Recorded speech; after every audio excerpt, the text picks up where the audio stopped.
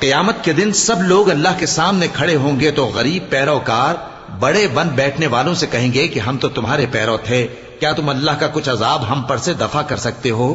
وہ کہیں گے کہ اگر اللہ ہم کو ہدایت کرتا تو ہم تم کو ہدایت کرتے۔ اب ہم گھبراہٹ ظاہر کریں یا صبر کریں ہمارے حق میں برابر ہے، کوئی جگہ رہائی کی ہمارے لیے نہیں ہے۔